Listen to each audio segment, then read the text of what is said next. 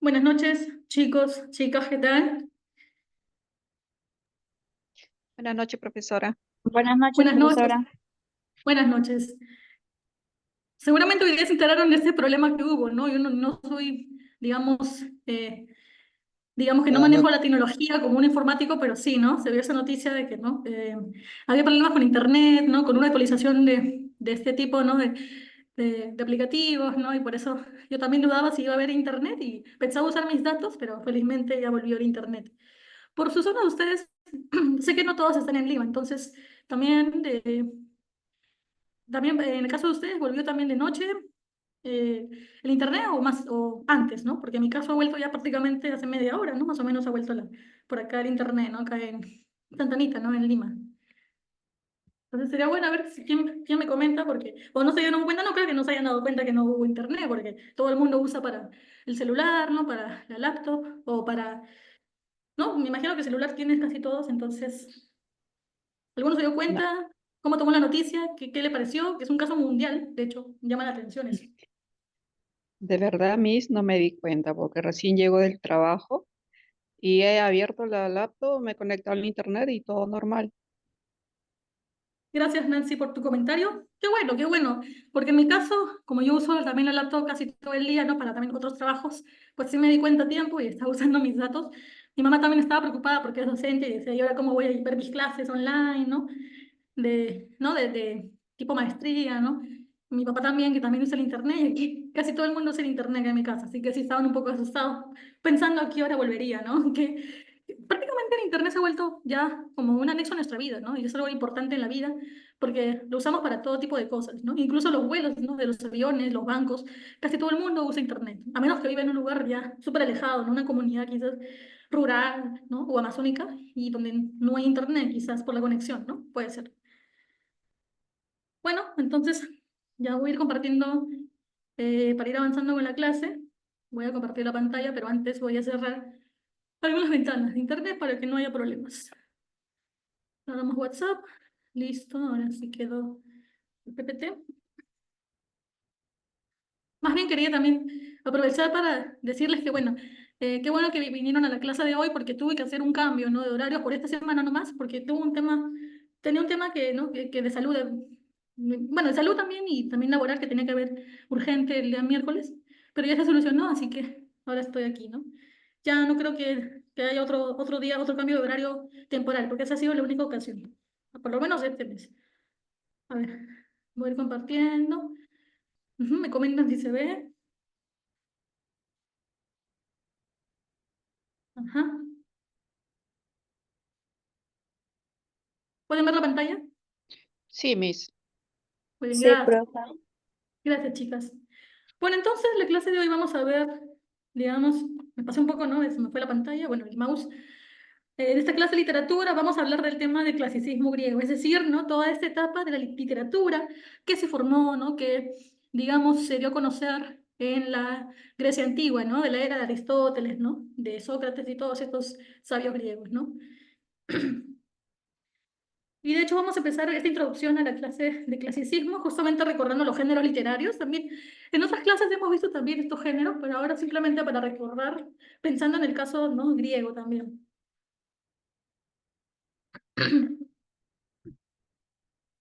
Tenemos género épico narrativo, que narra sucesos reales o ficcionales de una manera objetiva, bueno, en teoría objetiva, ¿no? Como el género epopeya, novela o cuento, ¿no? La epopeya, como recordamos, si bien estaba escrita en verso y en la antigua Grecia era vista como un poema que hablaba de las hazañas de los héroes, ¿no? Y su relación con los dioses, ¿no? Así que dentro de estas epopeyas más conocidas, la que hasta el día de hoy se ha convertido en un hito de la historia universal, de la literatura universal, es la Ilíada, ¿no? Que se atribuye, fue escrita, mejor dicho, por Homero, ¿no? Que sería este, ¿no? Este hombre de la Grecia antigua, que era el autor, en teoría, porque nunca se supo si realmente este señor Homero existió, ¿no? No hay registros históricos súper, digamos, verídicos que digan que realmente existió un hombre llamado Homero y que él escribió la Ilíada y la Odisea, pero se asume, digamos, por el consenso de los historiadores, literatos, que bueno, que existió un supuesto Homero y es el autor de la Ilíada, en este caso, ¿no? Que recuerda que está ambientada justamente en el contexto de la guerra de Troya, ¿no? Cuando estos héroes, ¿no? Cuando París justamente se enfrenta, ¿no? En esta batalla, ¿no? Si no me equivoco, entre troyanos y, bueno, otro tipo, ¿no? Otros ciudadanos, digamos, de la antigua, si no me acuerdo, de la antigua Grecia, ¿no? Si no me equivoco. Solo que en esa época, claro, no eran un estado unificado, sino eran como pequeñas, ¿no? Comunidades, ¿no? No sé, por así decirlo, países antiguos que estaban también en disputa, ¿no?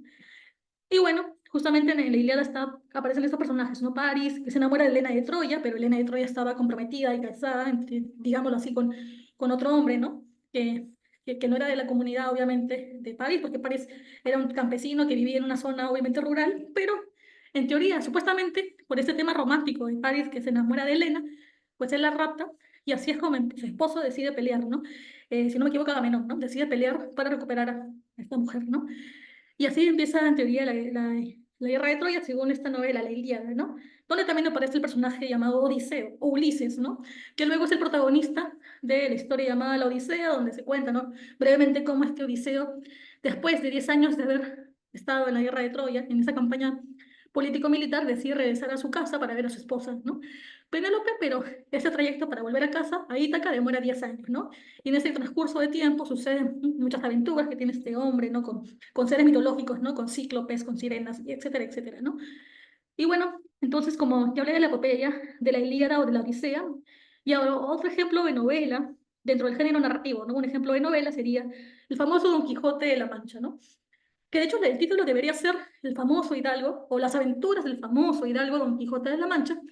Brevemente les cuento, ¿no? Que el Don Quijote de hecho no era un hombre noble, ¿no? Un cargo de nobleza no lo tenía. Simplemente era un hombre que vivía en un lugar de la Mancha, que tenía, bueno, tenía una especie de hacienda, una criada y una sobrina, y este hombre, al leer tantos libros de caballería, se vuelve, digamos que su salud mental se distorsiona, ¿no? Y este hombre empieza a creer que las historias que ha leído de caballeros andantes son reales, y él mismo se convierte en caballero por eso, para tener sus propias aventuras, porque él dijo, ¿no? Si he leído caballeros que han hecho aventuras muy geniales, porque yo no puedo hacerlo, ¿no? Y así se enmarca en una serie de viajes junto a Sancho Panza, su amigo y escudero, y suceden muchas cosas también, muchas aventuras, como el encuentro con los gigantes, que eran molinos de viento, ¿no? Se encuentra su famosa Dulcinea del Toboso, ¿no? Su amor romántico y así, ¿no? Muchas hazañas. Pero ya obviamente se dice que es novela, porque si bien Don Quijote no es una novela escrita en la antigua Grecia, de hecho está ambientada en España más bien de siglos posteriores, ¿no? Entonces, digamos que es un ejemplo de novela también histórica, escrita por Miguel de Cervantes Saavedra, y en el caso de Don Quijote, pues se conoce ya como con el concepto de obra novela, obra novelística, porque ya está escrita en prosa, ¿no? Entonces, un conjunto de textos, ¿no? Que forman una novela, una historia literaria, y cada hoja de esa novela escrita en prosa, pues sería una novela, ¿no? Ya en concepto actual, incluso moderno, ¿no? Porque la novela, con el concepto de novela, nace en el siglo XIX y hay antecedentes en siglos pasados, ¿no? Como el caso de Don Quijote también. Y bueno, ahora hablemos del otro tipo de ejemplo de género épico narrativo, pues sería el cuento, ¿no? Como el caso del Caballero Carmelo, un cuento escrito por Abraham de Lomar, donde se cuentan las hazañas o digamos las aventuras que tiene este caballo, ¿no? Caballo, digamos este gallo al que le ponen el nombre de Carmelo, ¿no? Y de ahí nos cuenta el protagonista, ¿no? Que es la voz de Abraham de Lomar, nos cuenta su historia, ¿no? ¿Qué sucede con este caballo en las apuestas, en las peleas de gallos y así, todo lo que pasa, ¿no? Entonces acá tenemos tres casos, ¿no? De ejemplos de género épico, ¿no? La epopeya, que digamos que es la más antigua, ¿no? De la antigua Grecia, la historia que hablaba, ¿no? Esta historia de la vida de los héroes, escrita en verso. La novela, ¿no? Que es posterior, ¿no? Escrita también, digamos, en prosa. Y el cuento que es un tipo, digamos, de narrativa también moderna, ¿no? Que nació mucho después de la época griega antigua. Y en este caso tenemos como el cuento un ejemplo peruano que es este cuento, El Caballero Carmelo. ¿Y qué se diferencia el cuento de la novela? Pues que el cuento, digamos que tiene menos extensión. Si una novela tiene 100 páginas o 200, el cuento tendrá más bien 20 páginas o 10, o puede llegar hasta 30, ¿no? Dependiendo del autor. Pero un cuento en teoría es un tipo de texto escrito en prosa que cuenta una historia de un personaje, por ejemplo, pero a diferencia de la novela, el cuento más bien es un escrito en prosa de menos extensión, de menos páginas que una novela. Por eso se llama cuento, ¿no? Y bien, tenemos otro caso, el género lírico, el más conocido, ¿no? Que es el género de los poemas, ¿no? Y este género expresa emociones e ideas de un yo lírico, ¿no? El yo lírico, digamos que es, yo lírico es la voz del autor que está expresada en un poema, ¿no? En ese escrito de poema. Y tenemos ejemplos de género lírico, la oda, la éula y la elegía. Estos ejemplos ya son de la época, de la época de la Grecia antigua, ¿no? Obviamente. Y en el caso de la oda, pues la oda era un tipo de poema que, digamos que hablaba justamente de este tema de la muerte, ¿no? De homenajear a una persona fallecida. Ujú. Por ejemplo, que está a la vida retirada, ¿no? De este famoso conjunto de poemas, que bueno, no recuerdo el nombre del autor. Ah, Fray Luis de León, si no me equivoco, ¿no? Me parece que dice eso aquí, digamos, ¿no? Que tiene, es un poema que tiene esa temática, ¿no? De ser un poema que puede, la obra incluso puede homenajear, puede ser un homenaje a un personaje, ¿no? Digámoslo así. Sobre todo son poemas que hablan de un homenaje a un personaje que se haya fallecido, podría ser, ¿no? Por ejemplo, una oda, ¿no? A Miguel Grau, podría ser un poema que homenajea a Miguel Grau, ¿no? Nuestro héroe peruano que falleció, ¿no? Justamente en el contexto de la guerra con Chile. Puede ser un ejemplo, ¿no? Ah, no hay problema, Xiomara, ¿no? Por la tardanza igual, ay, dejé de compartir, pero ya vuelvo. Ahora sí. No sé por qué se me fue el... Ah, ya voy a dejar de compartir un rato, creo que me están hablando. No te preocupes, Xiomara, más bien te aconsejo que al momento del break, ya cuando pase lista, el profesor Eduardo que nos ayuda con ese tema y la lista después del break, digamos, antes del break y al final de la clase, pues ahí le dices, ¿no? Bueno, tome la lista ahora que cuando las 8:20 sea el break, le dices que te pongan la lista, ¿no? Para que haya asistencia. ¿Alguien más creo que me habló? A ver. Mm, ah, no. Ok. Entonces voy a seguir compartiendo porque no sé por qué dejar de compartir, o si es un tema del internet, a ver, vamos a ver. Bueno, en fin, aquí estamos de nuevo. Ya hablé de un ejemplo de género lírico, ¿no? La oda. Ahora la égloga, ¿no? Que son otro tipo de también de poemas. Acá en el ejemplo no veo el nombre del autor, pero digámoslo, que la égloga podría ser un poema que hablara, por ejemplo, de esta vida en el campo, ¿no? Como la égloga de Garcilaso, ¿no? Y que habla de una historia de unos pastores, pero contada en forma de poema, ¿no? O la elegía, ¿no? La elegía, más bien, a diferencia de la oda, me estaba confundiendo. Si bien la oda es un poema también antiquísimo, antiguo, que más bien puede servir para homenajear a un personaje ya fallecido o homenajear a un personaje que admiramos. La elegía sí se centra exclusivamente en un poema que habla justamente de la muerte de alguien o reflexiona sobre la muerte, pero un poema que tiene este aire, ¿no? También triste, melancólico, porque habla de la muerte, una reflexión sobre la vida y la muerte, por ejemplo, como el caso de Coplas a la muerte de su padre, de Jorge Manrique, ¿no? Este poema que, de hecho, este poeta que ya hemos visto en otras clases también de literatura, que justamente tiene este poema donde habla de su padre y a su vez este poema donde habla de la muerte de su padre es una metáfora para hablar de el sentido de la muerte, ¿no? De cómo la vida la humana es corta y cuando llega la muerte nos damos cuenta de eso, ¿no? De que no hemos disfrutado la vida, ¿no? Y que la vida son los ríos que van a dar al mar, que es el morir, es decir, que la vida es tan corta y no vale la pena justamente no vivirla, ¿no? Porque cuando llega el momento de la muerte no va a haber nada que hacer, ¿no? Por ejemplo. Bien, entonces vimos los ejemplos, ¿no? Oda, la égola, la elegía, tipo de poemas, de hecho antiguos, porque antiguamente se hacían estos poemas en la Grecia antigua, en la Edad Media todavía, pero actualmente ya no se hacen estos poemas. Es decir, sí, pero ya no con tanta popularidad como siglos atrás, ¿no? Y ahora otro caso digamos, de género literario es el dramático, ¿no? Que digamos que es el género teatral, ¿no? Lo mismo, ¿no? No es que porque diga dramático solamente se centre en el género del teatro que es drama, ¿no? Sino porque dramático es el nombre que se le da para no decir género teatral, ¿no? O género teatro. Entonces, el género dramático hace una representación teatral de un suceso a través de diálogos de personajes. Es decir, si el género narrativo son historias contadas en prosa, ¿no? Y el género lírico pueden ser historias también de un autor, pero contadas a modo de verso, pues el género dramático es justamente, ¿no? Puede ser una historia también que nos habla de la vida de unos personajes, pero esa historia se va a escribir a modo de teatro, ¿no? Es decir, se va a escribir una historia con guiones o digamos con personajes que van a ser los que hablan, ¿no?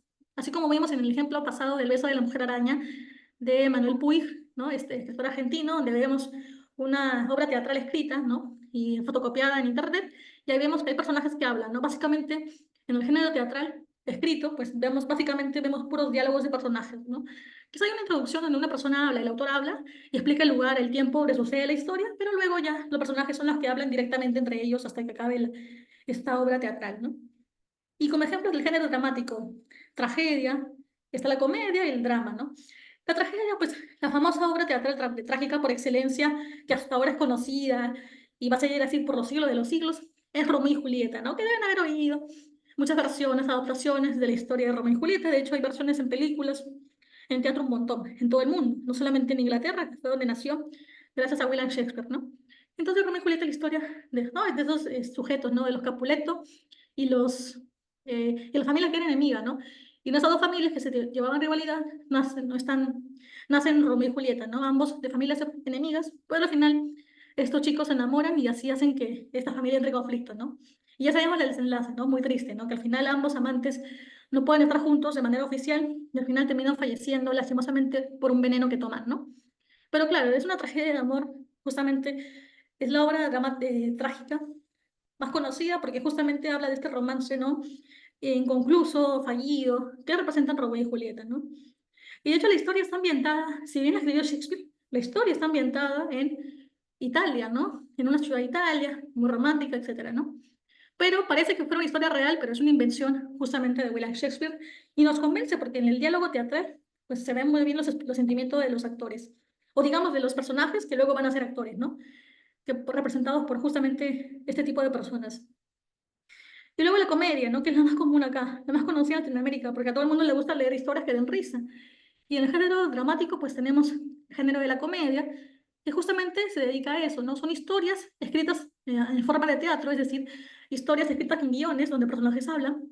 Y el fin de esa historia es que nos dé risa, ¿no? Que nos sintamos que es muy graciosa, ¿no? Por ejemplo, El Avaro, que es de hecho es una obra, si no me equivoco, también, ¿no? De la España, de hace siglos pasados en España, ¿no? Si no me equivoco, El Avaro que da la historia de un hombre que justamente da risa porque era demasiado avaro, ¿no? Y te cuentan todas las cosas que demuestran que este hombre es demasiado ambicioso, ¿no? Codicioso con el dinero. Incluso podríamos tener una comedia más actual, ¿no? Quizás cuando vamos a ver una obra de teatro que en Perú, por ejemplo, si la película Sumario hubiera sido escrito primero como una obra de teatro, podríamos decir que esa es una comedia contemporánea, ¿no? Porque es súper actual, ¿no? Es de nuestro siglo presente. Y bueno, otro caso, el caso del género teatral, pero que es conocido como drama, ¿no? El drama que nos recuerda o que nos hace pensar el drama en una historia teatral, es decir, en una historia donde los personajes hablan, pero en este caso, en esta obra dramática, vemos que la historia de los personajes puede tener este elemento de drama, que quiere decir que puede haber alguna alguna tensión por algún evento o algo, ¿no? Algo que hace que los personajes se sientan tensos, ¿no? Que no se sientan ni tristes ni felices, sino en un estado de tensión, de no saber qué va a pasar, ¿no? Por ejemplo, ¿no? Con Fuente Ovejuna, que es esta novela también, bueno, esta obra teatral, perdón, escrita por Félix López de Vega, español, se habla de justamente de un pueblo llamado Fuente Ovejuna, donde las personas quieren literalmente linchar al alcalde, ¿no? Porque no hace bien las cosas en ese lugar. Entonces vemos que hay momentos de drama porque básicamente la historia se ve mucho, se narra mucho esa tensión, ese descontento que tienen los pobladores y al final logra su cometido, ¿no? Entonces en esa historia no es que no es que haya muchos momentos de risa, no es que haya bueno, sí hay una tragedia también, ¿no? Pero básicamente todo lo que está escrito, no todo en la obra teatral se nota ese sentimiento del drama, ¿no? Es decir, esos momentos de tensión. Pueden haber momentos de alegría, de tragedia, pero lo central en ese tipo de obra que es drama es justamente esa tensión, ¿no? Esa tensión por no saber lo que va a venir, ¿no? O porque no se sabe cómo se va a llevar a cabo algo, ¿no? Porque hasta que no ocurre ese evento, hasta que las personas no acaban con el alcalde, pues se siente esa tensión, ¿no? De los personajes por no saber cómo va a acabar todo, ¿no? Por así decirlo. Y bien, ya vimos todos los géneros entonces, el género épico o narrativo, el género lírico o poético y el género dramático, ¿no? Que son, como vimos en clases pasadas, los géneros, digamos, convencionales, clásicos, porque hoy en día podemos hablar quizás de historietas, ¿no? De guiones de películas, que antiguamente, o en el siglo pasado, no estaban considerados como dentro de los géneros literarios, pero ahora podrían estar, ¿no? En una versión, digamos, actualizada, pero bueno, hasta el momento los géneros clásicos son esos tres, ¿no? Narrativo, lírico y dramático. Y son los que sí, digamos, son los formales, los convencionales, los tradicionales, y es bueno que lo sepan, por eso es que hoy los estoy contando, ¿no? Y bueno, a ver, los objetivos ahora sí de la sesión justamente son estos, ¿no? Ya que entendemos los conceptos de géneros literarios, ahora hay que definir qué es el clasicismo griego, ¿no? A partir de su contexto o importancia. También conocer las características del clasicismo griego, identificar los hechos principales y los personajes de la Odisea de Homero, ya que hay una imagen referencial donde, bueno, no se dice quién sería, por los caballos, bueno, debe ser algún guerrero troyano, ¿no? O quizás ateniense podría ser, ¿no? No se dice aquí muy bien quién es, sino eso, acá lo que dice es un copyright, pero bueno, podemos intuir eso, ¿no? Aunque la imagen me parece, bueno, no reconozco muy bien esta pintura, pero bueno, me imagino que es algún tipo de héroe. Incluso más parece un héroe romano, ¿no? Por el contexto del lugar, parece que fuera tipo Egipto, ¿no? Pero bueno, en fin, se supone que es un héroe griego, ¿no? En la imagen que nos han puesto acá. Y ahora otras imágenes que hacen referencia al clasicismo griego, ¿no? Justamente los templos antiguos griegos que hasta el día de hoy quedan, ¿eh? Son lugares turísticos. A ver, tenemos a Atenea, no, esa es la diosa, si no me equivoco, de la victoria, ¿no? Que está aquí, ¿no? O la diosa de la fortuna, la diosa de la victoria, que es esto gigante, y en su mano está la diosa de la fortuna, si no me equivoco, ¿no? Incluso podría ser una representación de Atenas también, ¿no? Depende del lugar, ¿no? Del lugar exacto de Grecia, ¿no? Y acá otra imagen donde vemos, digamos, una ciudad, mm, se supone que son estos, digamos, pobladores griegos o atenienses, podrían ser. Y aquí hay un busto, ¿no? De quien sería Homero, el famoso Homero, autor de la Ilíada y de la Odisea, ¿no? De hecho, hay una película donde sale Brad Pitt, este actor americano, que también se llama, ¿no? La Guerra de Troya, ¿no? Entonces, es un ejemplo también de cómo se adaptan las historias, digamos, esta epopeya, cómo se adapta esa narrativa clásica griega, cómo se adapta al mundo de la cinematografía, ¿no? Bien, a ver, lo que sigue es el contexto, ¿no? Digamos, el contexto habla de cuál es el lugar histórico, el tiempo donde pasó, donde se desarrolló esta literatura griega, ¿no? O el clasicismo griego, pues. Ese contexto sería, ¿no? Que es considerada la primera corriente de la literatura universal que se desarrolló en Occidente durante la Edad Antigua, ¿no? Bueno, se supone que en este lado del hemisferio, ¿no? En este lado de Occidente, porque en China o en Asia pasaban otras cosas, ¿no? Pero bueno, nos centramos acá en Occidente y se supone que dentro de la historia de Occidente, de este continente occidental, la primera literatura que se desarrolló fue supuestamente la primera, la griega, ¿no? Y de hecho, ese desarrollo duró hasta la Edad Antigua, ¿no? Porque incluso hasta la Edad Antigua, ¿no? Se seguían trabajando literatura, ¿no? Se seguían haciendo historias. Y bueno, ¿quiénes crearon la literatura griega? Pues la sociedad griega aristócrata y esclavista, es decir, las personas que estaban en el más alto rango de la escala social, los ricos, pero los ricos con título de nobleza, ¿no? Esos eran las personas, ¿no? Los aristócratas, por eso, ¿no? Los ricos y además de alto rango, ¿no? De alto rango social, eran los que estaban, digamos, las personas, es como lo que pasa ahora, las personas que tienen dinero pueden acceder a educación, a salud, y obviamente estos nobles y ricos griegos pues tenían ese privilegio de poder estudiar, de poder leer, de poder escribir, más si eran hombres, y por eso es que ellos eran los que escribían estos textos, ¿no? O más bien los que transcribían los textos que le decían los filósofos o los maestros, y luego este conocimiento lo llevaban a otros lugares, a otros hombres, ¿no? Quizás en alguna plaza, por ejemplo, ¿no? Y obviamente estos nobles eran los que tenían esclavos, ¿no? Porque sí habían esclavos, los griegos tenían esclavos y podían ser incluso esclavos mujeres, ¿no? O esclavos quizás de otras zonas, ¿no? De otras localidades. Como en el caso de los romanos, que también tuvieron esclavos también egipcios, ¿no? Por ejemplo. Y ahora también en esta era griega surge la democracia. Bueno, supuestamente siempre nos dicen, y están los textos de literatura, que fue en Grecia donde nace la democracia, porque la palabra demos viene de, digamos, demos y gracia, ¿no? Demos de pueblo y kratos de gobierno, porque era, ¿no? Kratos gobierno. Entonces sería gobierno del pueblo, ¿no?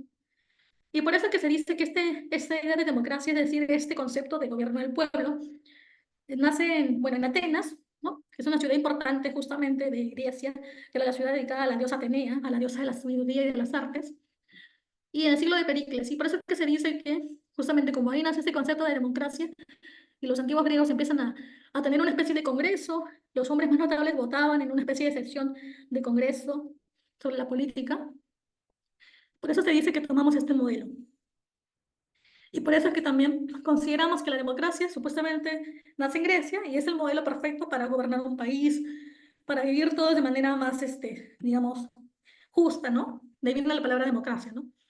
Y por eso es que se dice hasta ahora, ¿no? Que es Atenas donde nace el gobierno ideal, ¿no? La forma, digamos, justa de gobernar para todos, ¿no? Pero ¿qué pasa también en Grecia? Pues hay una crisis también por la expansión territorial, es decir, si bien había ciudades como Atenas, Corinto, igual, incluso cuando Atenas se unifica con varias ciudades, aún así habían otros pueblos que querían apoderarse, ¿no?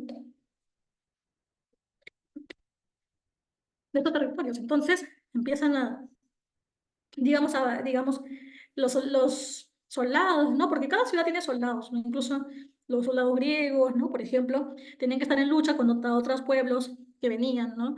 Para proteger el territorio. Y eso ocasiona que con tiempos de guerra, igual, ¿no? Es un momento donde todo se detiene. Es como lo que pasa con Rusia y Ucrania, ¿no? Cuando hay países en guerra, a veces no llega la comida, ¿no? No llegan las cosas del extranjero, las aduanas. Eso también pasaba en Grecia, pues también. Cuando eran atacados por otro pueblo, por ejemplo, o cuando eran atacados por los persas, pues había crisis, nadie escribía, o incluso los soldados extranjeros cuando entraban a la ciudad de Atenas podían quemar las bibliotecas, podían quemar los libros, ¿no? Otras cosas, y así se podía perder alguna parte de la literatura, ¿no? Es como el caso, por ejemplo, de la famosa, la Biblioteca de Alejandría, ¿no? Digamos que Alejandría era, ¿no? Esta ciudad donde entraron también unos invasores y quemaron todo, ¿no? Quemaron la biblioteca y con él varios pergaminos importantes donde se hablaba de la historia griega, ¿no? De la historia de Grecia. Y bueno, ¿qué pasa en ese contexto, ¿no? En el que Grecia empieza a desarrollar su literatura, ¿no?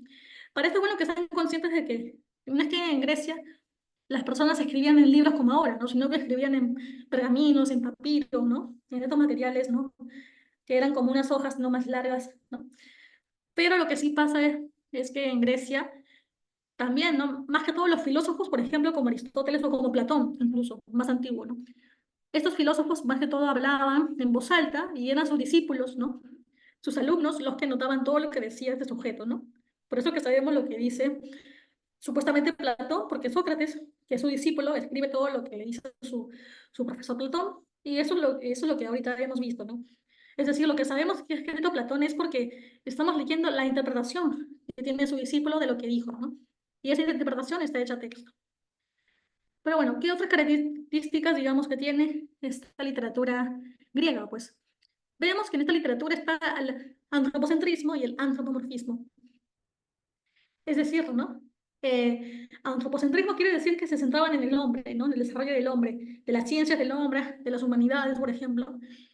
Y antropomorfismo porque también había en la literatura personajes que podían ser mitad hombres, mitad animales, como el Minotauro, ¿no? Por ejemplo, la famosa leyenda del Minotauro, que era supuestamente un hombre, bueno, un ser que era mitad hombre, la mitad superior para arriba hombre, y la mitad inferior sería, lo me estoy confundiendo, ¿no? El Minotauro era un ser que era mitad hombre, mitad toro, ¿no? Es decir, digamos que la parte superior del cuerpo, la cabeza y el pecho eran de toro y las piernas podían ser de hombre, o depende de quién la remite. Algunos decían que todo era un toro, otros decían que era mitad, mitad, pero eso depende también de cada lugar, ¿no?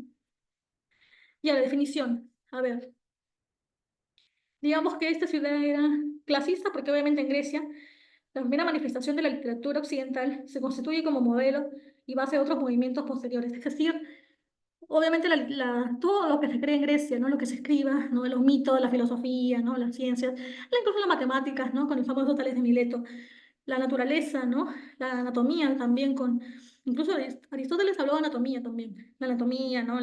Las ciencias naturales y las humanas, pues van a ser de corte clasista porque son los hombres ricos y nobles los que escriben, no las mujeres, no los pobres, ¿no? Ni los niños, sino son estos tipos de clase social elitista la que va a escribir la literatura y se la va a dar a la persona que corresponda, ¿no? Es decir, estos libros van a leerse entre hombres, entre senadores, entre ricos, entre militares, pero no, el acceso a la literatura no era para todos, ¿no? Menos para las personas pobres.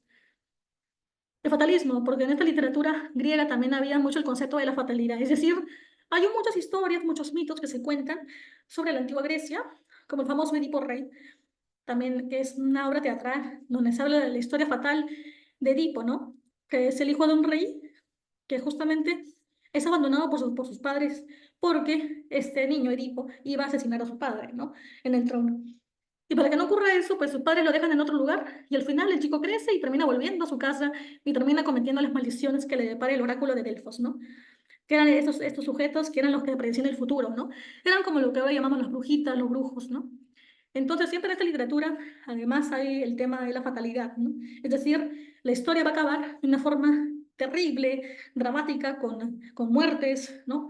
O envenenamientos, ¿no? O amores infelices. Y eso es el concepto del fatalismo en la literatura griega. Ahora, también hay una finalidad didáctica, porque se supone que estas historias griegas las inventaban Sócrates o Platón o Aristóteles o estos sabios griegos para justamente dar una lección moral, enseñar algo a las personas a las que les contaban estas historias. Por ejemplo, en el caso de Edipo Rey, en esta obra teatral antigua, la moraleja podría ser mm, que nunca desafíes el destino, ¿no? Porque aunque tú quieres salir del destino que se te ha dado, que te ha dado Dios o un ente mayor, si tú desafías ese destino que te dan, al final lo vas a terminar cometiendo y de una forma peor.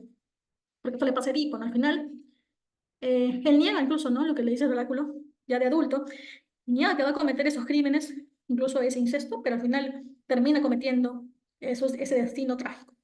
Entonces, ese es el fin. Sobre todo en esa época se enseñaba eso, ¿no? Que las personas no desafían al destino, porque los griegos creían mucho en este concepto, digamos, de destino, ¿no? Es decir, ellos creían, estos griegos de la Grecia antigua, que todos teníamos un destino que nos asignaba los dioses. Es decir, con nuestra ruta de vida ya estaba destinada. Ya los dioses sabían cuándo íbamos a morir, si nos íbamos a casar, si íbamos a ser héroes o si íbamos a ser villanos, o si íbamos a tener una vida feliz o triste y así, ¿no? Ese concepto del destino está muy marcado en esta era griega, ¿no? Entonces, básicamente te enseñan eso, ¿no? Que no desafíes el destino, que no cometas, ¿no? Actos contra la ley, ¿no? Por ejemplo, ¿no? O que no desafíes justamente a los padres, ¿no? Ese tipo de lecciones, sobre todo el tema del destino. Nunca hay que desafiar el destino, porque este siempre va a ocurrir, ¿no? Y bueno, y esto seguirá sucediendo hasta que la literatura griega ya pase a través del tiempo y ahí el concepto de destino cambia. Pero básicamente aquí lo que importa es eso, ¿no? El tema del destino, que están siempre en la literatura griega antigua y también la base mitológica. Es decir, casi todas las historias que conocemos de la Grecia antigua, casi todas, por no decir todas, beben o son parte de un mito. Es decir, de una historia que se cree que pasó y que supuestamente marca un hito histórico, ¿no? Y supuestamente esta historia mítica existió y es real, y por eso hay que tenerla muy en cuenta, ¿no? Se supone que eso era, ¿no? Por ejemplo, el mito del Minotauro, como les dije, eh, o el mito por ejemplo, muchas historias míticas griegas hablan de la historia de los dioses, ¿no? Por ejemplo, el mito de, de Apolo y Dafne, ¿no? Digamos que se supone que es un mito porque es una historia de ficción, pero que cuenta supuestamente lo que le pasa al dios Apolo, dios del sol, cuando se enamora de una ninfa llamada Dafne, y cómo al final ese amor nunca se dio, ¿no? Es trágico, por ejemplo, ¿no?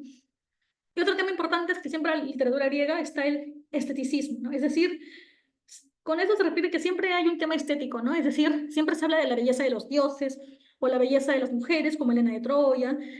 Siempre hay un elemento estético, ¿no? Que hace que haya algo hermoso, ¿no? Siempre hay personajes hermosos en la mitología griega, en los mitos griegos, en esas historias griegas, ¿no? De la era antigua.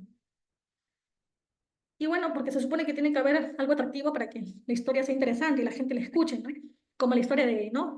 Como por ejemplo mitos donde aparece el hijo de la diosa Afrodita, ¿no? Su hijo Eros, o conocido en Roma como Cupido.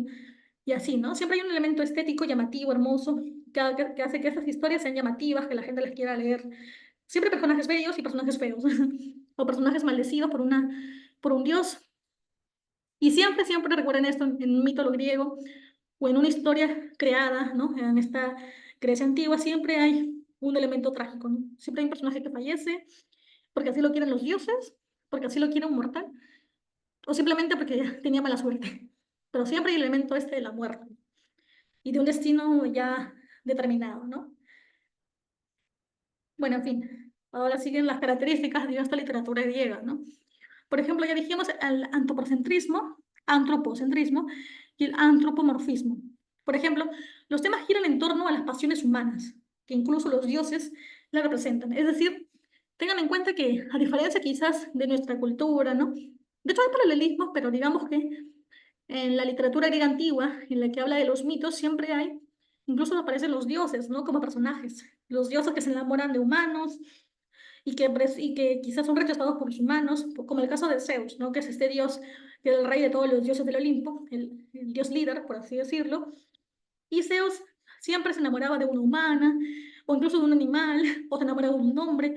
Digamos que Zeus tenía un concepto de amor muy diverso, ¿no? Que se podía enamorar de cualquier ser vivo, sea mortal o sea humano, o incluso sea una piedra. Y entonces siempre es el tema ahí de la pasión humana, ¿no? O sea, de la pasión de los dioses que se enamoran por humanos, o de los humanos que se enamoran de dioses, o de otros seres, ¿no? Así que no se sorprendan que en estas historias, en los mitos griegos, siempre aparecen los dioses, incluso como caracteres humanos, ¿no? Dioses que beben alcohol, dioses que son, digamos, que son muy casanovas, ¿no? Que buscan a muchas personas, a muchas mujeres, ¿no? O tienen muchas esposas, ¿no? Eso es parte de estas historias, ¿no? De la mitología griega. Como vemos en esta imagen, ¿no? Que es un meme, digámoslo así, donde vemos a Hefesto, que es este dios que paraba, digamos, fabricando espadas en el hierro, ¿no? Y ahí estaba su esposa favorita, ¿no? Creo que Hefesto, si no me equivoco, era el dios no recuerdo si del fuego, yo diría el dios, justamente, que tiene que ver con el arte de la herrería, ¿no? Por así decirlo. Y aquí tenemos a Afrodita, que era su esposa, porque, bueno, estos dioses se casaron porque así lo quiso Zeus, ¿no? Y ahí tenemos cómo Hefesto mira a Afrodita molesto porque ella se ve que está mirando a Ares, al dios de la guerra, porque también hay un mito griego, una historia griega que cuenta que tienen un romance. Se cuenta mucho que Afrodita era una diosa nada fiel, que incluso se enamoró de un humano llamado Adonis. Adonis era muy guapo, ¿no? Físicamente. Y entonces Afrodita tiene un romance con él. Entonces se va a entender en los mitos griegos que Afrodita muchas veces engaña y no les fiel a Hefesto, ¿no? Por eso es que el dios la mira con esa cara, porque seguramente pensará otra vez va a irse con otro hombre, ¿no? Por ejemplo. Y acá abajo vemos un cuadro de las tres gracias, si no me equivoco, ¿no? Ujú. O eran, sí, deben ser las tres gracias. Solo que siempre las representan desnudos, porque en el arte griego, no se olviden que siempre hay un tema de la desnudez humana, porque se aprecia la anatomía, la belleza del cuerpo y todo eso, ¿no? Y ahora otra vez, otro tema que hemos visto, el fatalismo. Es decir, en la literatura griega expone los hechos que no se pueden evitar, ya que hay una fuerza mayor que rige el mundo. Ajá. El predestino. No puedes evadir a la fuerza del destino. No puedes, y eso lo demuestra el tipo rey, ¿no? Y el fin didáctico, ¿no? Es decir, también dejan un mensaje acorde con su visión del mundo e intenciones políticas, ¿no? Por ejemplo, Edipo Rey, ¿no? O la famosa historia de la hija de Edipo que se llama Antígona, porque cuando Edipo fallece, bueno, cuando fallecen, ¿se entiende? Sus hijos también entran en conflicto, tienen, ¿no? Tienen batallas entre ellos y Antígona es la hija mujer de Edipo y ella también tiene un destino trágico, ¿no? Ligado también a un hombre, ¿no? Y también podemos leerlo como política, como que al final debía desaparecer la dinastía de Edipo Rey, ¿no? De su padre y todo eso. Podría ser, ¿no? Porque siempre hay historias donde mueren personajes importantes como reyes o humanos vinculados a dioses, por ejemplo. Entonces se le puede dar un fin político también. Claro que sí. Incluso se puede ver a Antígona como esta mujer rebelde que desobedece una ley porque ella quiere enterrar a su hermano, pero está prohibido que una mujer entierre a un hombre en esta época griega. Y en esa historia, en esa literatura, se da a entender que ella lo hace y que es un crimen. Y el que comete un crimen, a ella no le importa porque quiere que su hermano sea enterrado como debe ser, como un guerrero. Y aunque esto significa un desafío a la moral de la época, ella lo hace, ¿no? Por eso se la considera rebelde también. A ella como este personaje que representa la rebeldía frente al destino. Y ahora características, otras más de la literatura griega. Equilibrio de fondo y forma. El arte del clasicismo buscaba el punto medio, o sea, el equilibrio en la creación de perfección y belleza. Es decir, de hecho, Aristóteles crea este concepto de que en toda obra literaria tiene que haber un inicio, nudo y desenlace. Tres partes que deberían ser perfectas, equitativas, con la misma cantidad de palabras. Y eso era una obra perfecta, ¿no? Por eso es que siempre tenía, por así decirlo, esta obsesión los griegos con la idea del equilibrio, ¿no? De la forma perfecta, de que todo debía estar en la justa medida, en la misma medida igual. Y eso también lo trasladan a la literatura, ¿no? Si ustedes ven las obras que hacen algunos griegos también, o incluso Aristóteles habla de que el teatro debía ser así, debía ser hecho el teatro en un día, tenía que tener tres partes, estar en el día, hablar a la tarde y luego en la noche, y se supone que, ¿no? Que todas las secciones de la obra de teatro debían pasar en un día, y todo iba a salir bien, ¿no? Todo perfecto. Otra cosa, ¿no? También digamos, la literatura griega, también tiene una base mitológica. Ya vimos, ¿no? Las historias tienen como origen diversos mitos griegos como dioses, semidioses o héroes, ¿no? Héroes. Por ejemplo, un semidios famoso de la mitología, Hércules, o mejor dicho, Heracles, porque el nombre griego es Heracles y el nombre romano es Hércules. Y digamos que podemos leer su nombre, ¿no? El significado de su nombre como el era, podría ser. Y es la historia de este dios que es hijo de Zeus, el dios principal del Olimpo, con una humana. Y por eso es que, digamos que Heracles tiene apariencia de humano, pero es muy fuerte, más fuerte que un humano, es demasiado fuerte, ¿no? Por ejemplo. Otro ejemplo, el mito de la manzana de la discordia, ¿no? Se supone que este mito habla de cómo las tres diosas principales, ¿no? Si no me equivoco, Afrodita, Atenea y otra más, que ahora se me da el nombre, pero esas tres diosas tientan justamente a París, que es este pastor que luego se enamora de Helena, lo tientan y le dicen, ¿no? Que él decida quién de ellas es la más hermosa.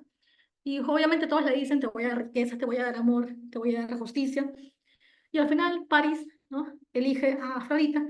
Y por eso que la diosa recompensa le dice, ¿no? Que ella, como un pago, ¿no? Como agradecimiento, va a hacer que la mujer más bella de todo el mundo, o de toda Grecia, ¿no? De ese momento se enamore de él. Y así como le muestra la foto de Helena, bueno, la imagen de Helena de Troya, ¿no? Y sucede toda la historia de la Ilíada, el conflicto y todo eso, ¿no? Entonces es un mito famoso, ¿no? Que hasta el día de hoy, pues mucha gente conoce o la ley la reconoce, ¿no? El famoso mito de la discordia. Es decir, todas las historias griegas que se cuentan oralmente y luego se escriben en papel, todas esas historias parten de un mito, es decir, una historia que tiene a dioses inmortales que tienen un conflicto, ¿no? Que al final se resuelve de manera trágica o de manera bonita. Es decir, en muchos mitos ustedes van a ver que los personajes mueren, aunque sean feos, fallecen, ya sean dioses, ya sean personas, o que estas personas se conviertan en animales como castigo de un dios que se molestó con ellos, ¿no? Por ejemplo, es muy común.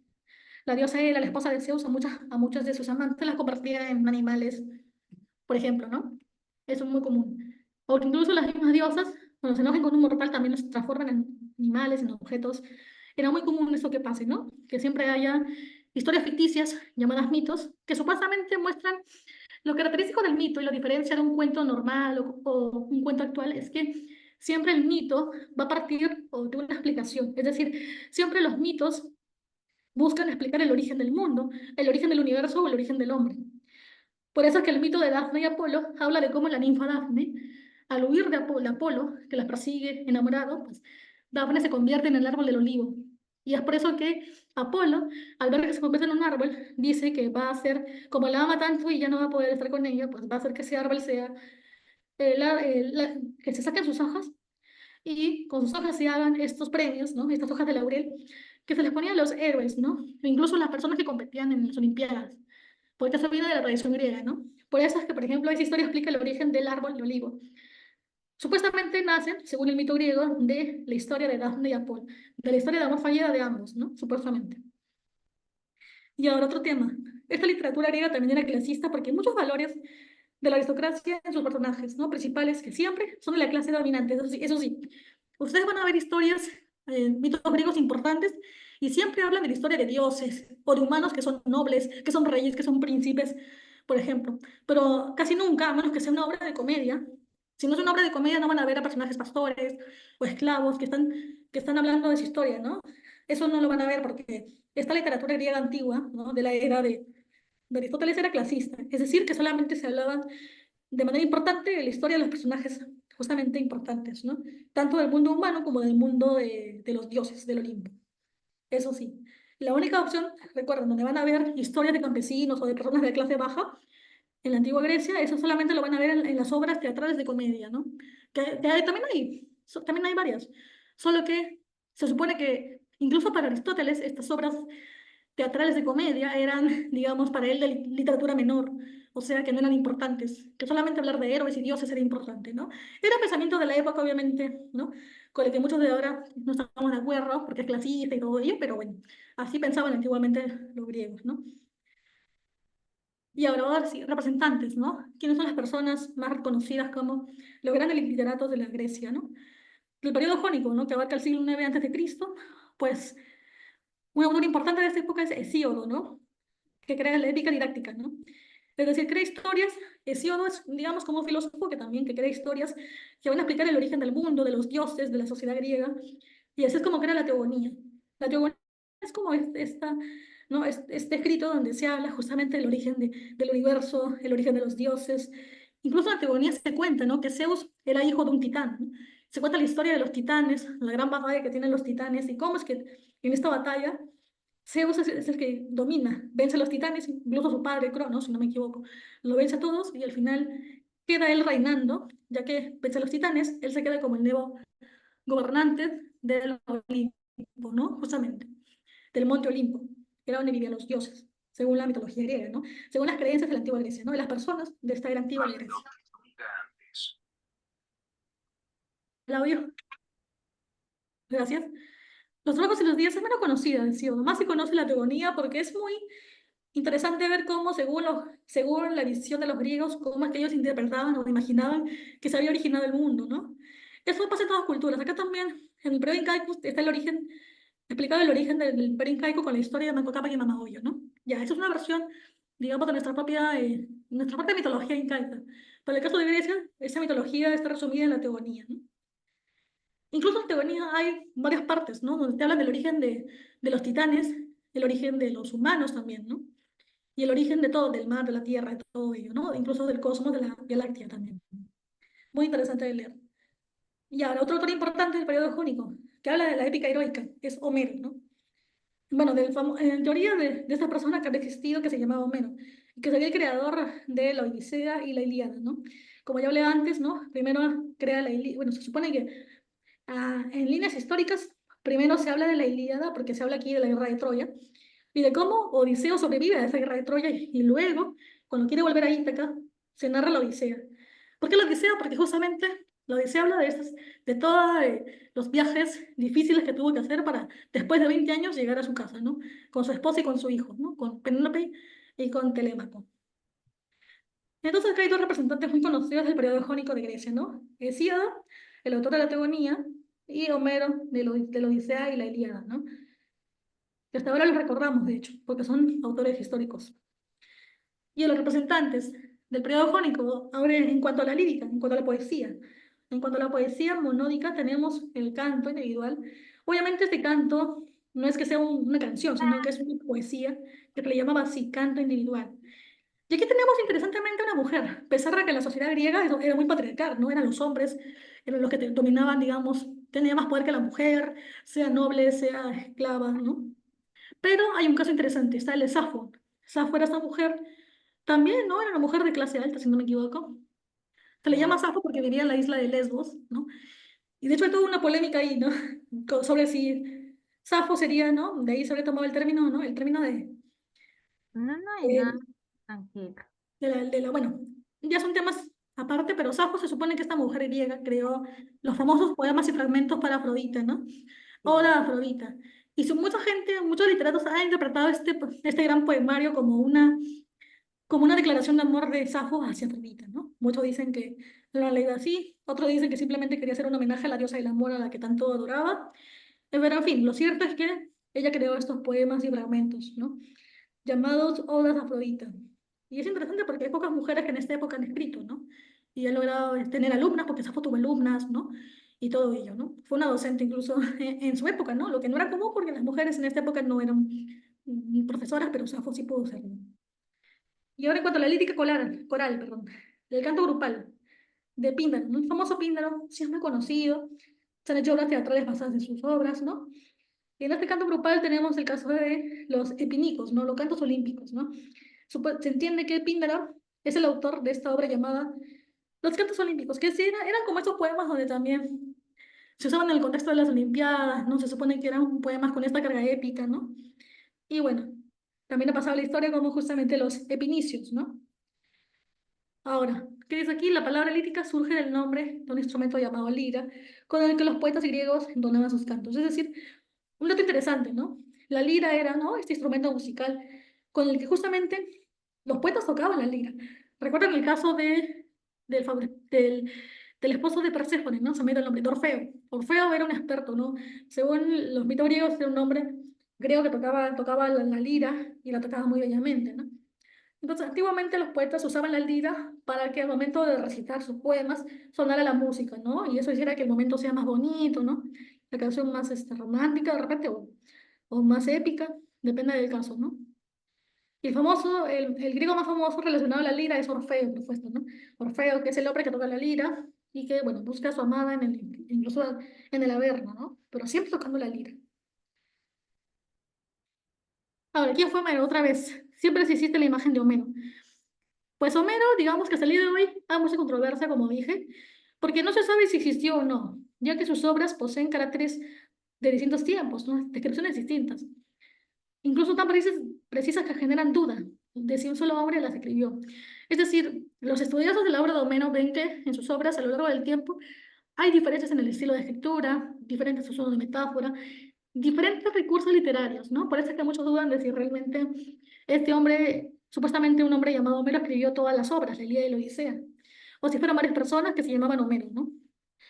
Porque también lo complicado de esta época es que como han pasado tanto tiempo, y no había fotos ni cámara fotográfica, ni huella dactilar, no podíamos asegurar al 100% que realmente este hombre llamado Homero existió y además era escritor, o digamos, o recitaba sus poemas, o recitaba sus obras, su prosa, ¿no?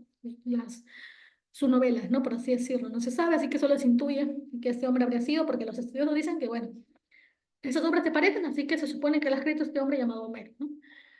Y pero ¿qué es lo que sí está claro sobre Homero?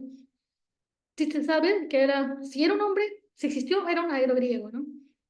Un cantor épico, ¿no? O sea, cantaba, digamos, recitaban oralmente historias de épica, ¿no? Es decir, que hablaban de hazañas de los héroes, por ejemplo, ¿no? Por eso es que habla de la Ilíada y la Odisea, porque estas obras tienen ese carácter épico, ¿no? Hablan de héroes que van a una batalla y fallecen con honor en la lucha, ¿no? Por ejemplo. Y a él se le atribuyen las epopeyas, ¿no? Es decir, estos poemas que hablan de héroes, esos poemas bélicos, la Ilíada y la Odisea, ¿no? También se dice, no se sabe que transmitió obras oralmente. Es decir, si hubiera existido, pues es el autor de la Ilíada y la Odisea. Se sabe que también si existió Homero, tiene que haber sus obras transmitidas oralmente. Es decir, como les dije, los griegos de esta era antigua no escribían, ¿no? Con pluma o con lápiz y papel tampoco, ¿no? Sino que ellos recitaban sus poemas. Es decir, ellos oralmente decían sus poemas, ¿no? Sus poemas épicos, por ejemplo. Por eso es que se sabe que él transmitió sus obras oralmente. Y si alguien lo escuchó o alguien fue su discípulo, pues habrá notado lo que él decía, lo que recitaba en un papel, en un papiro, en un pergamino, y lo habrá guardado hasta el tiempo de hoy, ¿no? Y por eso es que se conocería su obra, ¿no? Además que se dice de Homero que él, digamos, muestra y exalta personajes aristocráticos. Eso sí, incluso en la Odisea y la Ilíada, ¿no? En la Ilíada, pues eh, los troyanos, ¿no?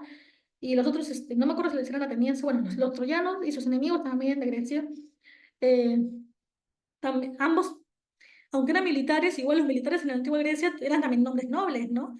O digamos, se supone que los militares, los líderes, ¿no? De los escuadrones militares, de los batallones, debían ser, además de coroneles, ¿no? Debían ser personas de familia noble, de sangre noble, ¿no? Obviamente.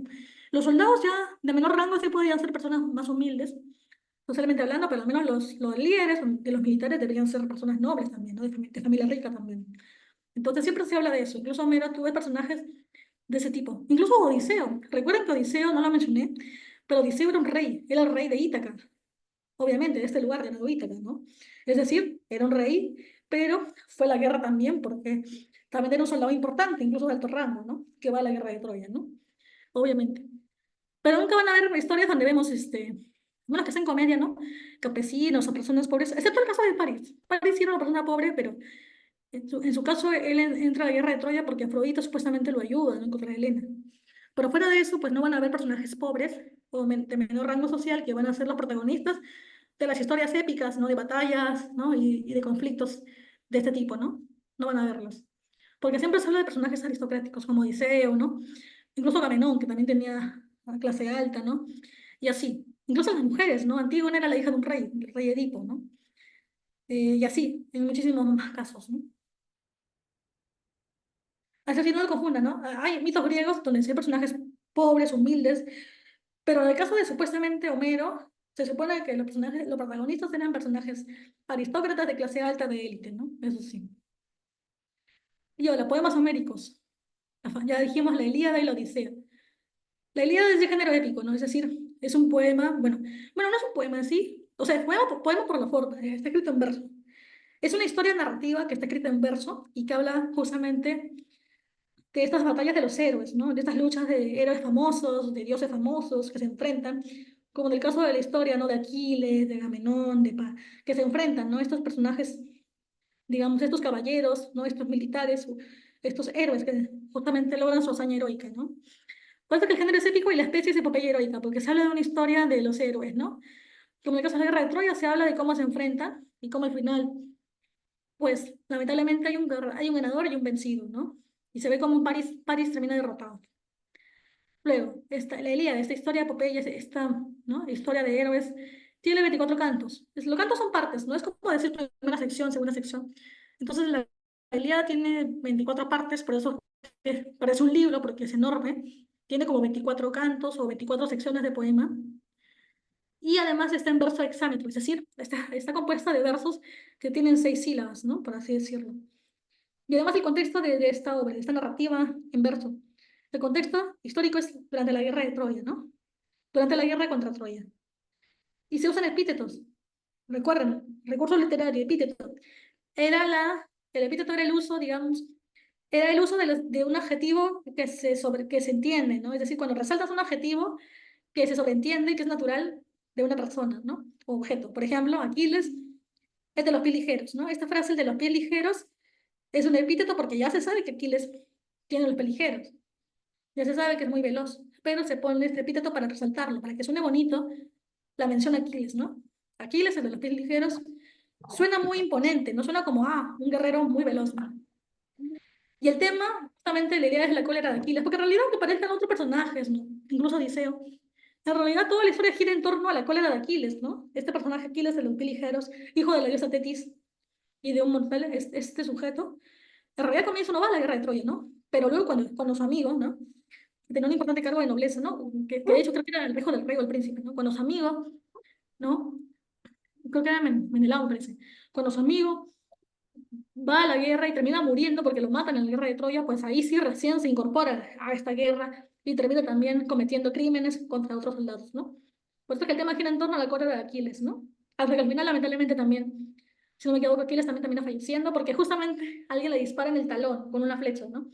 Por eso que se dice el talón de Aquiles, ¿no? Porque es así, en el talón donde le cae esta flecha y él muere, ¿no? Y bueno, por eso es una historia también que habla de guerras, de batallas, de héroes, ¿no? Pero también de tragedia, ¿no? De muertes también. Porque en toda guerra siempre hay muertes, recuerden, ¿no? Hay un vencido, un ganador, hay dioses que ayudan a los héroes, pero también, lamentablemente, hay finales trágicos como la muerte de los héroes. Pero hay muerte con honor, es decir, héroes que mueren luchando de manera orgullosa, dándolo todo de sí, y héroes que mueren de forma menos importante, ¿no? Menos gloriosa, ¿no? Así también, eso también sucede en la guerra de Troya. Pero en este relato, ¿no? Llamado la Ilíada, ¿no? Tenemos otro caso, el poema, bueno, más que poema, sí, o el poema homérico llamado Odisea, ¿no? La Odisea, que también pasa en el género épico.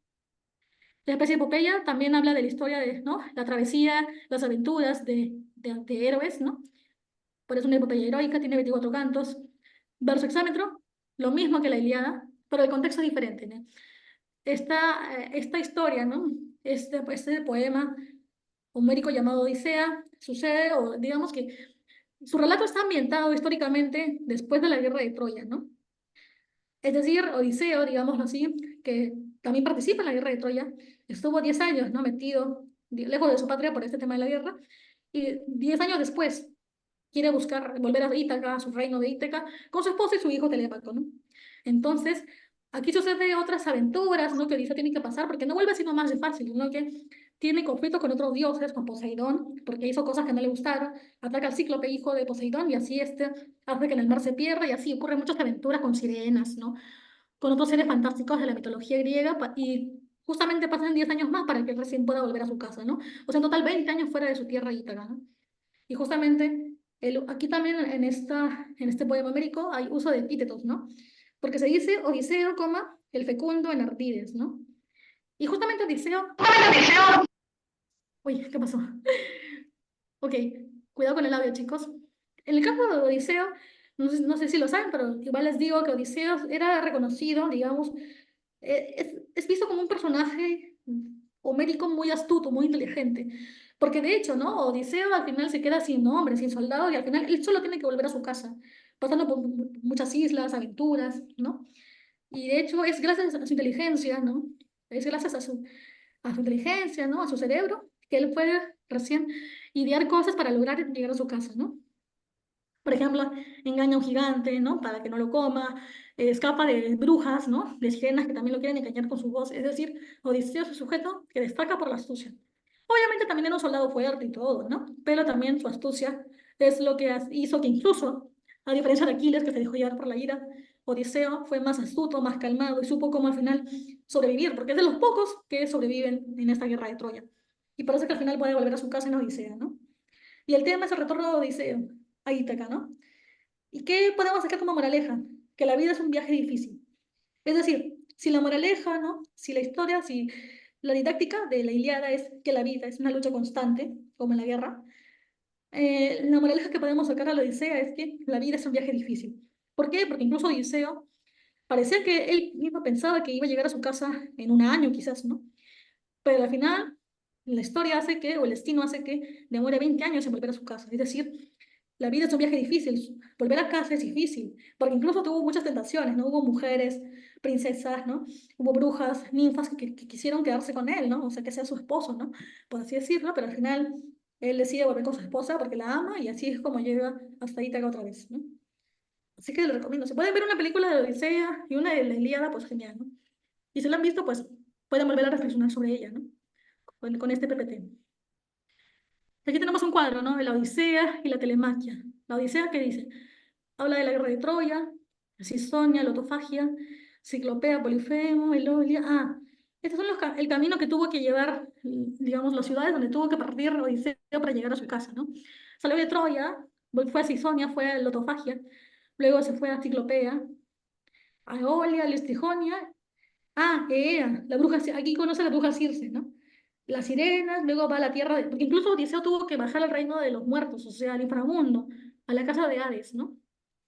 Para hablar con Tiresias. Tiresias era, incluso es muy interesante porque Tiresias es un personaje que aparece en Edipo Rey, y Edipo Rey se escribe, se supone, antes de la Odisea. Y Tiresias era este sabio, ciego, era ciego pero podía leer el futuro, y por eso es que Tiresias habló con Edipo, pero luego murió de viejito, ¿no? Y aquí, obviamente, para la época de Odiseo ya Tiresias era un muerto, ¿no? Que ya estaba en la tierra de Hades, ¿no? En el inframundo. Y justamente a Odiseo le dicen, ¿no? Creo que un oráculo le dice que tiene que ir a hablar con Tiresias en el reino de Hades. Y por eso es que baja al inframundo y se encuentra con Tiresias y habla con él y le dice cómo llegar a su casa y todo eso, ¿no? Luego sale del inframundo, vuelve a la tierra, se va por Escila, Caribe, se va a Trignacia, otro reino. Luego se va a Oficia, a este lugar donde conoce a Calipso, que es también otra ninfa medio bruja. Luego se va a Feacia, Alcino, Náusica, Nausicaa. Luego se va a Ítaca. Ah, bien, volvió a su casa, a su reino, donde está Penélope, su esposa, y Telémaco, su hijo, ¿no? Luego se va a Pilos, luego a Esparta, pero al final vuelve a Ítaca, ¿no? O sea, al final lo importante es que después de toda esa travesía, de todos estos viajes por ciudades, islas y peligros y aventuras, peleas con los dioses de forma indirecta, pues después de todo ese viaje, al final puede volver a su casa, ¿no? O sea, para que vean, o sea, la Odisea también es una historia larga, tiene muchas páginas, porque justamente el viaje de Odiseo de vuelta a casa no es fácil. Y la moraleja podría ser que el viaje, así como el viaje de Odiseo, el viaje de la vida es difícil, ¿no? Porque siempre tenemos caídas y derrotas, y luego nos levantamos y seguimos de nuevo eh, esforzándonos para llegar a un destino, a una meta, a un viaje, ¿no? A un destino final. Podría ser esa la moraleja, ¿no? Y luego ejemplos, análisis de fragmentos, ¿no? De estas obras en griegas.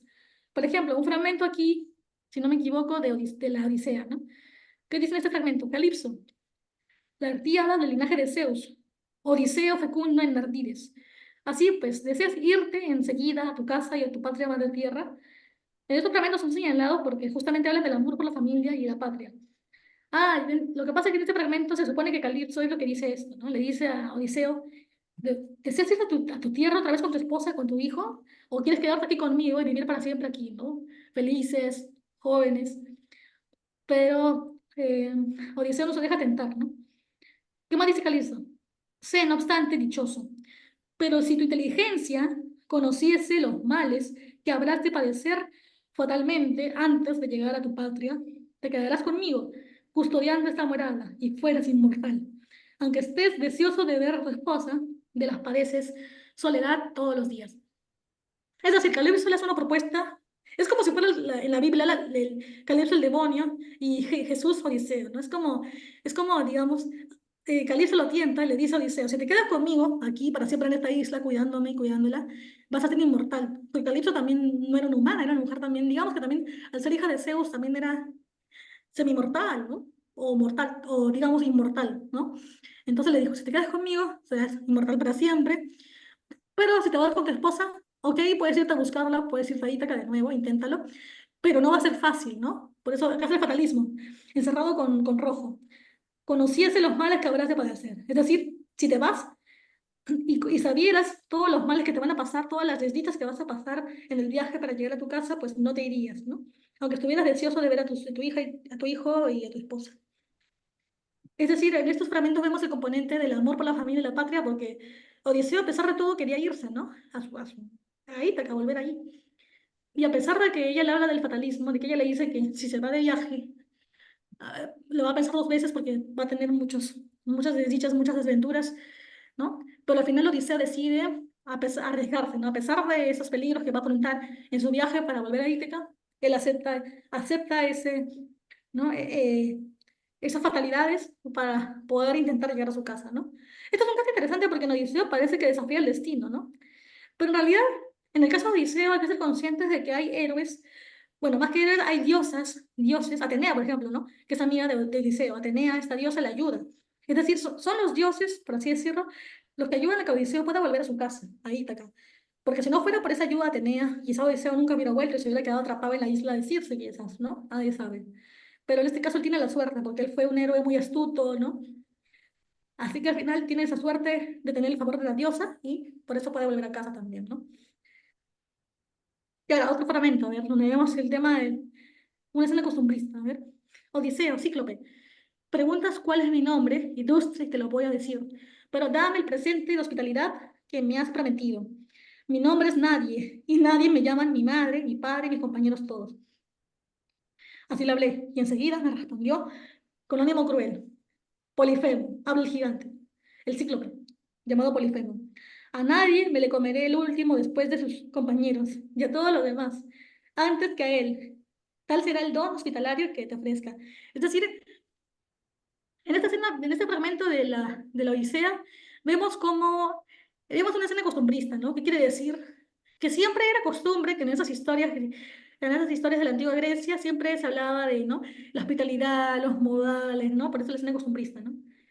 Pero aquí también en este cuadro subrayado en azul vemos cómo el narrador es protagonista. Es decir, si normalmente en la Ilíada y en la Odisea, bueno, en las historias de la antigua Grecia, normalmente no, a menos que sea una obra teatral, no era común que hable el personaje, ¿no? Pero en esta historia sí vemos que habla, ¿no? Que el mismo Odiseo habla en el texto, dice así la hablé. Es decir, desaparece el diálogo del teatro y de frente habla Odiseo, dice así la hablé y enseguida me respondió. Ajá, un narrador protagonista. Porque Odiseo en su historia, él constantemente va a estar hablando así, va a meterse en el diálogo, va a romper esta idea de los guiones teatrales y va a hablar de frente, ¿no? Ese es el narrador protagonista. Lo que no es común en las novelas contemporáneas, ¿no? Por ejemplo. Y también otro tema interesante es que en este fragmento se puede leer la astucia, ¿no? La inteligencia, ¿no? Que tiene Odiseo, porque él mismo es tan inteligente que engaña al gigante, porque el gigante, que en esta escena los descubre en su cueva, dice, como vemos en el gráfico, dice, me los voy a comer a todos, dime tu nombre, ¿no? Para saber quién eres antes de comerte. Y Odiseo muy vivo le dice, pues yo me llamo nadie, y así me llaman mis amigos, ¿no? Y mi familia. Y entonces el cíclope creyéndole dice, pues a nadie me lo voy a comer primero, es decir, a ti, que supuestamente te llamas nadie, te voy a comer primero, ¿no? Y después a los demás, algo así. Pero al final, él mismo, al decirle nadie, pues en realidad no se iba a comer a nadie, o sea, a ninguno. Y por eso es que los soldados se ríen y el mismo Odiseo se escapa también riéndose porque logró engañar al gigante porque como no sabía leer, no sabía qué significaba nadie, pensó que era su nombre y se escaparon todos, pues. Y bueno, ahí se ve esta astucia de Odiseo, perdón. En este fragmento se aprecia la astucia, ajá, de Ulises o Odiseo, quien cambia su nombre para evitar que el cíclope reciba ayuda posteriormente. Claro, muy astuto. Pero el dato interesante es que justamente al decirle este cíclope era hijo de Poseidón. Entonces el cíclope luego se queja con su padre y le dice, padre, un tipo llamado Odiseo, porque Odiseo al final le dice su nombre, lastimosamente. Después de que lo engaña, le dice que me llamo Odiseo. Y el gigante dice, ajá, ya sé tu nombre, le voy a decir a mi papá que te castigue en el mar, porque sé que vas a ir por el mar. Entonces Odiseo le dice a su padre, digo, este cíclope, le dice a su padre, ¿no? Que Odiseo le ha lastimado el ojo y su padre, pues, Poseidón, se venga cuando Odiseo está andando por el mar, hace que se mueva, ¿no? Causa como un maremoto y así. Y así todo el tiempo lo persigue a Poseidón, a Odiseo para vengarse por lo que le hizo a su hijo el Cíclope, ¿no? Y así, ¿no? Pasan muchas aventuras y todo eso, ¿no? Y ahora otro fragmento. A ver, ¿qué dice? Atenea, la artiada del linaje de Zeus. Odiseo fecundo en Arpides. Tenías que termine esta lucha, este combate igualmente funesto para todos. No sea que el largovidente Zeus Crónida se enoje contigo. Aquí vemos en este fragmento un empleo de epítetos, ¿no? Odiseo, fecundo en Arpides, porque este adjetivo, fecundo en Arpides, ya se sobreentiende. Se sabe que Odiseo es fecundo en Arpides, pero se lo ponen para resaltar ese título, para que suene mejor, más imponente, ¿no? Odiseo, que Dios. Y ahí, bueno, ¿qué más dice abajo? ¿Ven? Así habla Atenea. Y Odiseo, muy alegre en su ánimo, cumplió la orden. Y luego hizo que juraran la paz entre ambas partes, la propia Palas Atenea, hija de Zeus, que lleva la égida, que había tomado el aspecto y la voz de Mentor. Entonces, vemos aquí en esos fragmentos en azul subrayado el empleo de epítetos, ¿no? Es decir, el uso exagerado, ¿no? Y sobreentendido de adjetivos propios de personajes. Por ejemplo, Atenea, hija de Zeus. Se sabe que es hija de Zeus, pero se pone este epíteto para que suene más imponente, ¿no? Más digno de una diosa, ¿no? Atenea, hija de Zeus, que lleva la égida. Ajá, ¿no? Si no me equivoco, Atenea siempre lleva una, espada, una especie de flecha, ¿no? Algo así, o una espada, ¿no? Depende de la zona de Grecia, ¿no? Atenea, hija de Zeus, que lleva la égida. Y luego el empleo de otro epíteto aquí en Odiseo, fecunda en Ardides, ¿no? Es como cuando antes también se dijo Paris de los pies ligeros, ¿no? Y también cuando, si decimos Afrodita, coma la diosa del amor, también es otro epíteto, ¿no? Porque se sabe que Afrodita es la diosa del amor, obviamente. Además, ¿qué nos dice aquí el texto? Debido al pacto que es la Odisea, se le considera el poema de la paz. Interesante. Es decir, si bien en la Ilíada vemos una guerra de Troya y muchas batallas, muertes y obviamente violencia, porque toda guerra trae violencia, ¿no? Y fatalidad. Pero en la Odisea, que sucede después con el caso de Homero, más bien vemos la paz. ¿Por qué? Porque en esa historia Odiseo no quiere asesinar a nadie, ¿no? Vengarse de nadie. Simplemente Odiseo quiere volver con su esposa y su hijo. Entonces, si bien tiene desventuras, gente que lo quiere asesinar, dioses que lo quieren asesinar, si bien sucede esas cosas, al final Odiseo logra imponer la paz. Porque vuelve a Ítaca, acaba con las personas que querían estar con su esposa, con los pretendientes, y se redime, ¿no? Y al final vuelve a ser un gobernante que trae paz, ¿no? Por eso que se habla que Odisea es el poema de la paz. Como dicen, después de la guerra se supone que debe venir la paz, ¿no? Y la Odisea es una muestra de eso, ¿no? Ujú. A ver, antes que me vaya al otro PPT, aquí en rojo está subrayado el narrador omnisciente. ¿Qué quiere decir? Que, mira, en esta obra, incluso que es de la Grecia antigua, ya se ve este tipo de narrador. Es decir, el narrador que sabe lo que le va a pasar a los personajes, que nos narra lo que les pasa y lo que les va a pasar, que puede leer sus mentes. Ese es el narrador omnisciente, ¿no? El que sabe todo lo que les va a pasar a los personajes y lee sus historias, ¿no? Ajá. No hay problema. Y bueno, aquí tenemos una imagen pues didáctica que supuestamente es la escena donde vemos ya a Odiseo llegando a Ítaca, ya con su manto de rey y todo el mundo ahí admirándolo, ¿no? Bueno, acá está la bibliografía, entonces hasta ahí está el PPT. Yo creo que no es tan complicado si pensamos en, ¿no? Las características de esta literatura griega mitológica, ¿no? Como el caso de la fatalidad, ¿no? Sobre todo estos aspectos, las características, ¿no? Los, por acá está, la fatalidad, el clasismo de los personajes, la belleza, ¿no? Que hay en los personajes, los mitos que también tiene personajes, ¿no? Y así. Estos aspectos sobre todo son los más importantes para saber por qué se caracteriza esta, ¿no? literatura griega, ¿no? Por el clasismo, ¿no? El esteticismo, por las mitologías, ¿no? Porque cuentan mitos, por su finalidad didáctica o moralista, por su fatalismo, ¿no? O destino trágico, por personajes que son mitad humano, mitad animal. Y porque todas las historias giran en torno al hombre, a su desarrollo intelectual, físico, ¿no? O incluso emocional, ¿no? ver, me comentan entonces ¿no? ¿Qué les pareció? Claro, si tienen una duda para repetir o ver más ejemplos, me comentan.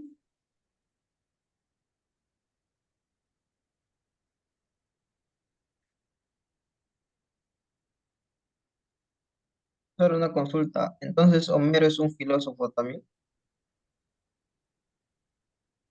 Yo creo que se le puede considerar filósofo, pero como se supone que él relató esas historias de manera oral, como se supone que él es el autor de la historia de la Ilíada y la Odisea, se supone que es más un escritor, incluso poeta lo llaman algunos, porque escribía en forma de verso. Mucho más se le considera poeta que filósofo, ¿no? Pero Ah, yo, ya. ajá, sí, más se le conoce como no poeta, ¿no? Poeta, escritor griego, poeta sobre todo. Poeta Oh, épico, ¿no? Ujú, mm, ya, profesor. Gracias. ujú. De hecho, no olvide que bueno, como les dije, ¿no? Que no es que los griegos escribían en papel sus historias, sino que más que todo las relataban oralmente, ¿no? Las recitaban los poemas sobre todo.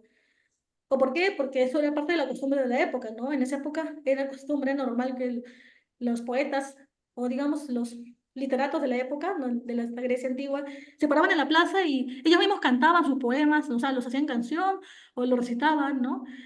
Oralmente, ¿no? De memoria. Y así la gente se paraba a escucharlos en la plaza y todos encantados con las historias, ¿no?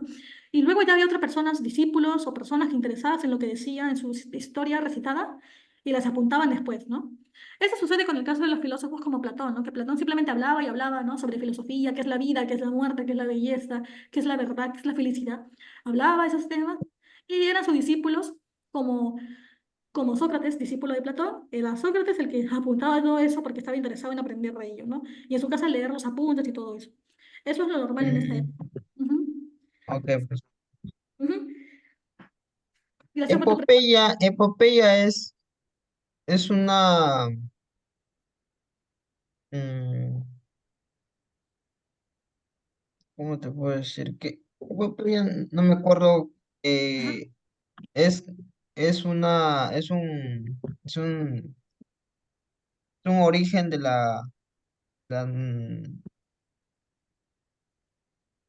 de, ¿cómo te explico?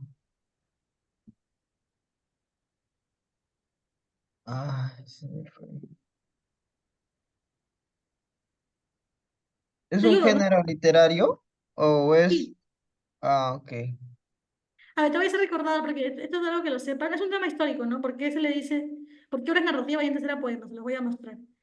Ajá, es bueno.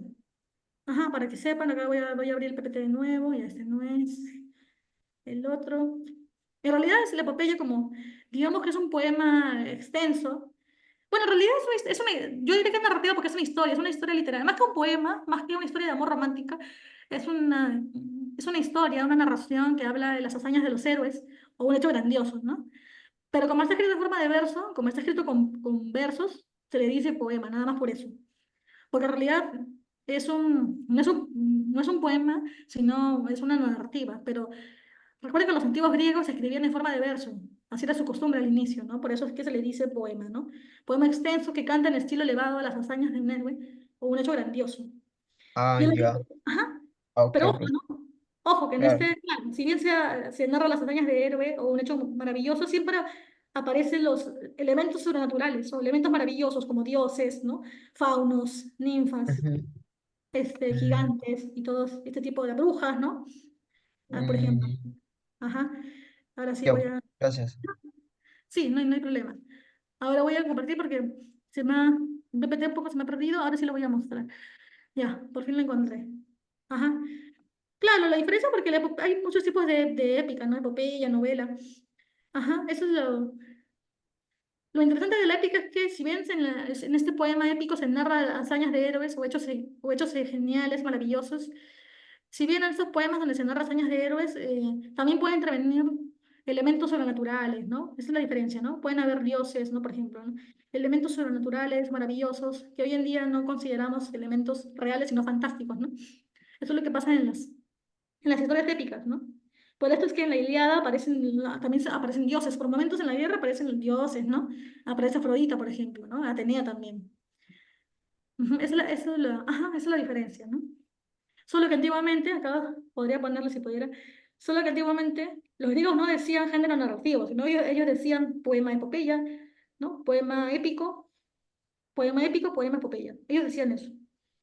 Y hoy en día, ya con el tiempo, los estudiosos, ¿no? Han decidido que en vez de llamarse actualmente esto género épico, se llame género narrativo, ¿no? Lo que ahora conocemos como novelas, cuentos, eso es, novelas, cuentos, porque en realidad la Ilíada también debería ser esto un cuento, ¿no? Digo, una novela, porque es extensa.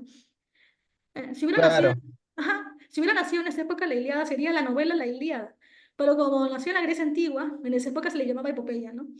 Es decir, se decía, ¿no? Se le llamaba ¿no? Un poema que habla de las hazañas de los héroes, con elementos maravillosos. Y eso era la ah, epopeya. Ujú, ok, ok, ok. claro. Ya con el tiempo, en el siglo XIX, ya se empieza a usar el término novela, incluso años antes, ¿no? Con el Don Quijote y todo eso, ¿no? Pero en el siglo XIX ya se popularizan más las novelas, es decir, estos libros de extensas páginas que narran una historia, ¿no? Un personaje.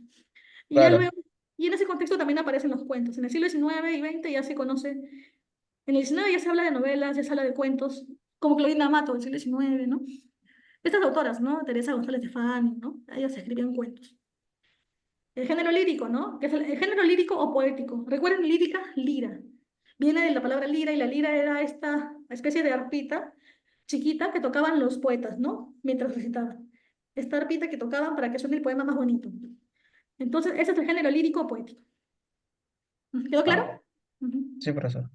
Muy bien. Gracias, chicos. Bueno, nos hemos pasado un poquito me parece el break, unos 3 minutos, así que ya los dejo con Eduardo. Si no hay más dudas, para que puedan, como se dice, ¿no? Tener su break, pasar lista a los que han llegado tarde y todo eso, ¿no?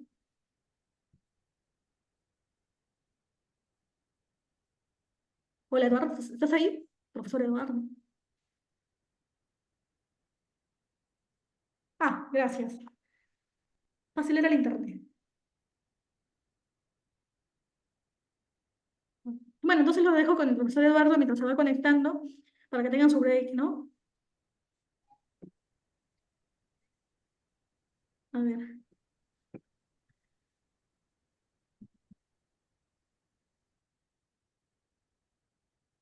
Hay que esperar que se conecte y que pueda hablar porque no, porque claro, no los puedo dejar así nomás solos, ¿no?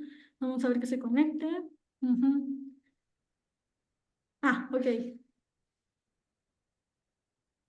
Igual Eduardo me avisa si quieres por texto. Ah, genial. Muy bien, gracias. Ahora sí, chicos, nos vemos a las 8:40. Ahí viene Eduardo. Nos vemos. A ver.